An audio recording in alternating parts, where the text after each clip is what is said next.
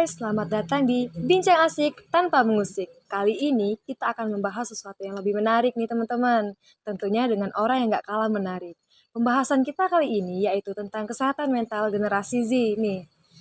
Langsung saja nih kita undang narasumbernya yang juga berasal dari generasi Z nih teman-teman.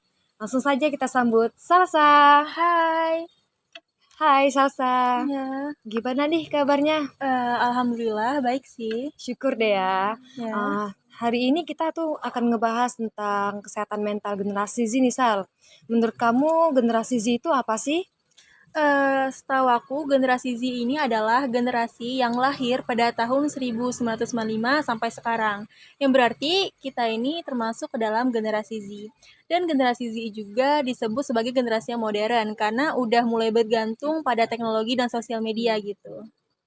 Berarti ratanya dengan teknologi dan generasi Z ini sangat berhubungan banget ya Sal? Ya. Terus tentang spekulasi itu menurut kamu beneran, kira-kira beneran kayak gitu nggak? Banyak banget sih aku dengar dari generasi-generasi sebelumnya tuh kayak generasi Z ini merupakan generasi yang mentalnya lemah gitu. Dan itu pun udah diakui oleh generasi-generasi sekarang yang mungkin mengalami hal seperti itu.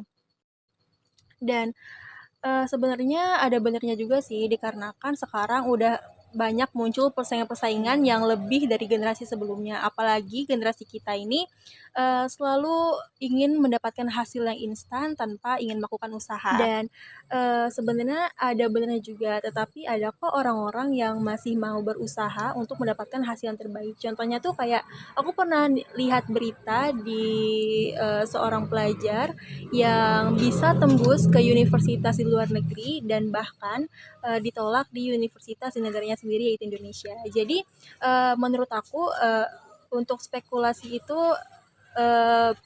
balik ke pribadi masing-masing sih ya, gimana nanggepinnya tergantung apakah orang itu mau bergerak maju atau enggaknya gitu. Sebelum pembahasan kita semakin jauh nih ya Sal, Ya. menurut kamu mental itu apa sih? Terus mental yang kuat tuh bagaimana? Setahu aku nih ya, mental itu kata lain dari jiwa yang dimiliki oleh manusia. Jadi untuk kalau mau punya mental yang kuat itu seharusnya dimulai dari kesadaran diri kita masing-masing. Kita harus bisa menghandle emosi kita dengan baik, terus kita harus percaya dan menunjukkan kemampuan kita yang kita punya untuk mendapatkan sesuatu yang lebih baik, serta kita juga yang seperti yang aku bilang tadi, kita tuh tidak harus selalu mengharapkan sesuatu yang instan, karena untuk mendapatkan sesuatu yang terbaik harus melewati proses yang lebih ekstra.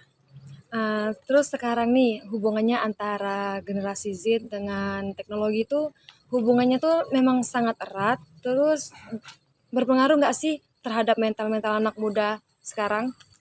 Seperti yang kita ketahui nih ya, generasi Z ini bahkan hidupnya selalu dikelilingi oleh teknologi.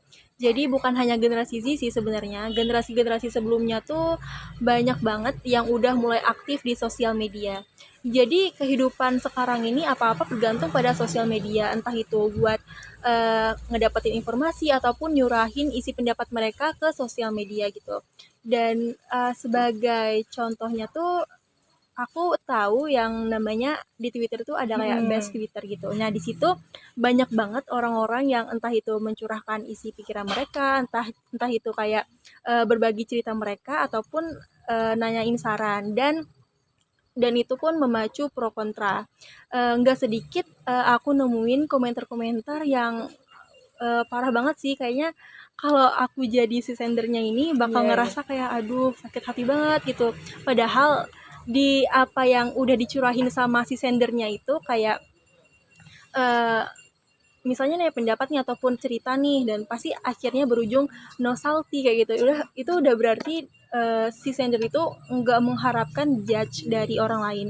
Tetapi di komentarnya itu malahan aku banyak banget nemuin hal-hal yang kayak aduh ini kayaknya bakal kena mental nih kayak gitu kan. Nah, dan itu juga bukti bahwa kayak kita tuh nggak seharusnya berpengaruh sama bergantung apa-apa ke sosial media, meskipun banyak yang ngejadiin sosial media itu sebagai safe place mereka untuk mereka berbagi tentang kisah hidup mereka gitu. Dan Aku juga sebenarnya agak pro kontra sih sama kesehatan mental yang dialami oleh orang-orang zaman sekarang. Pro-nya tuh karena emang sebenarnya valid banget mereka ngerasain seperti itu karena kan dengan kemajuan sosial media dan teknologi nih, mereka banyak nemuin persaingan-persaingan, kayak mereka mulai ngebandingin hidup mereka dengan apa yang mereka lihat di sosial media. Kayak mereka tuh mikir, aduh enak banget ya hidup mereka, kayak gitu-gitulah. Yang itu tuh ngebuat pola pikir mereka tuh jadi kayak Terganggu. keganggu, ya kayak stres gitu Iya. kan. Dan mereka juga dan kontranya tuh kayaknya lebih banyak ke kontra karena kayak yang udah kita lihat di zaman sekarang nih, entah itu di Instagram, Twitter maupun TikTok gitu, banyak banget orang yang cuma ikut-ikutan dalam kayak eh, mikir kalau mereka itu sebenarnya punya gangguan mental atau kata lainnya kayak mendiagnosis diri mereka sendiri bahwa mereka itu terkena gangguan mental. Kayak contohnya aku tuh pernah nemu di FYP TikTok aku kayak 5 5 bukti jika kamu terkena gangguan mental kayak gitu. Dan pas aku baca, aku hampir semuanya kayak ciri-ciri itu kayak aku hampir semuanya dapat. Dan padahal aku ngerasa mental aku aman-aman aja, aku nggak pernah tuh ngerasa yang namanya aku kena gangguan mental. Dan pas aku baca komen, ternyata orang-orang pada berspekulasi kayak, hah ini semuanya ada di aku, berarti aku kena Iya, gangguan mental kayak heeh. kayak gitu. Dan aku sangat menyayangkan kayak orang yang cuma ikut-ikutan doang karena demi tren, padahal sebenarnya banyak banget orang yang punya gangguan mental tuh yang nggak bisa speak up, kayak berat buat ngungkapinnya. Dan sedangkan orang-orang yang cuma ikut-ikutan tren itu malah keluar-keluar bilang kalau aku gangguan mental, aku gini-gini, nah kayak gitu. Jadi sebaiknya tuh entah itu untuk semua orang ataupun diri aku sendiri untuk enggak buat stop terlalu bergantung pada sosial media karena sesungguhnya sosial media itu toksik banget. Terus nih Sal ya, banyak sih anak-anak muda yang bahas-bahas healing berdalil pemulihan mental. Menurut kamu healing yang tepat untuk kesehatan mental ini dalam pemulihannya itu dengan cara bagaimana tuh? Atau benar-benar nggak sih healing ini bisa memulihkan mentalnya?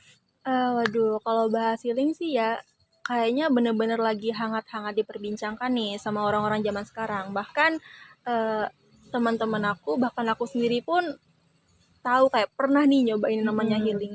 Tapi sebenarnya healing itu kalau arti lebih dalamnya tuh tentang pemulihan orang yang memiliki kesehatan mental. Jadi intinya healing itu bukan hanya sembarang buat mulihin orang dari rasa lelah ataupun buat istirahat sejenak.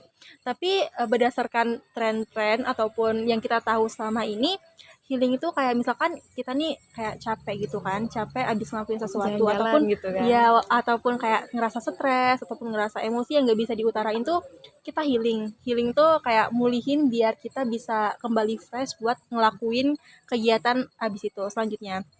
Dan healing ini pun punya berbagai macam, entah itu healing dengan ngelakuin kegiatan yang kita suka ataupun healing dengan tidur ataupun healing dengan apapun yang kira-kira bisa bikin orang itu tenang. Healing itu pun bisa kita lakuin entah itu sendiri, bareng teman, bareng keluarga atau bareng pacar gitu. Iya. Tapi kebanyakan healing itu sendiri nggak sih? Karena mereka tuh kadang ngelakuin healing tuh karena mereka nggak bisa ngutarain apa yang mereka rasain, kayak emosi mereka itu mereka pendam sendiri tanpa tanpa ngasih tahu ke orang-orang, dikarenakan gak semua orang bisa mengerti apa yang kita rasain kan. Hmm. Dan untuk misalkan kayak kita nih cerita ke orang dan pasti ada sebagian orang yang responnya tuh kayak nyemangatin kita terus kayak ya udah lupain aja lah udah masa lalu kayak gitu, dan itu tuh termasuk ke dalam toxic Nah, positivity. itu cara kita menghindari dari toxic positif itu dari pelakunya ataupun dari pendengar tuh bagaimana sih, Sar? Jadi menurut aku sendiri tuh kalau misalkan kita mau ngehindarin hal seperti itu, mulai cari teman yang bener-bener baik, kayak teman-teman yang gak toksik karena nggak sedikit kan pasti kita sering nemuin orang-orang yang toksik di sekitar kita sekarang.